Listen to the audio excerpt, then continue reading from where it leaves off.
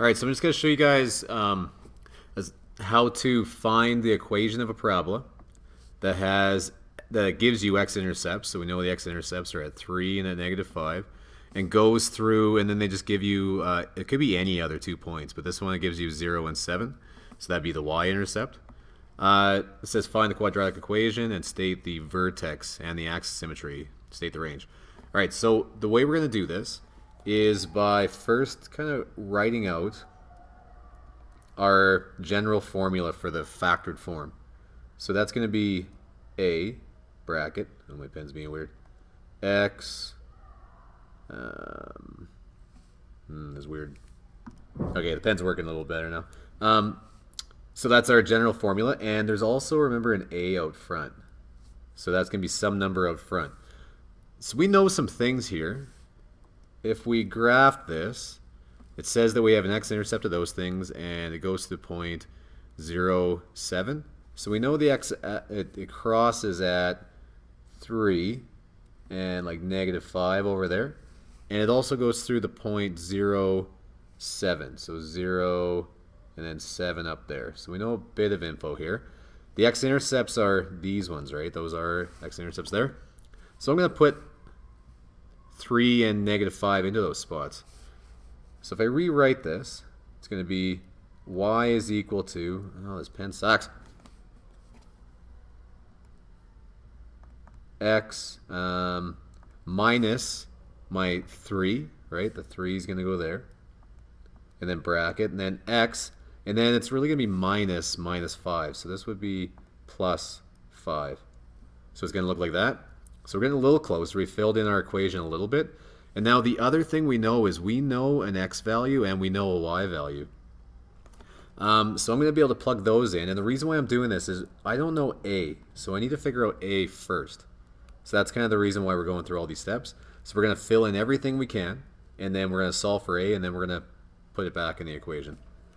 So instead of a y there, what I'm going to do is put in 7. Because that's what that point is, right? So I'm going to put 7 in place of y. A is the one we don't know. And now x, we also know a value for x. That's 0. So we're looking for the point 0. So I'm going to put in 0 minus 3 and then 0 plus 5. And now 0's in there. That's like they're not even really there, right? So I'm going to rewrite this with what I have left. 7 is equal to a. 0 minus 3 is -3. And then 0 plus 5 is just +5. So I've got 7, a, and then we'll do it one more time. 7, a, and then -3 times -5 is -15. Last thing I'm going to do is I need to solve for a. So I'm going to divide both sides by -15. Divide by -15. So a, in this case, I'll write it over here, a is going to be equal to -7/15. Man, my pen's getting worse as we go. Okay, so then all we got to do is put it back into our equation with the y's and the x's just on their own, though. So when I do that, we're going to have y is equal to, I now know a is -7/15, bracket, and then x, and now I'm going to put my x-intercepts in there too, so x minus 3, and then x plus 5.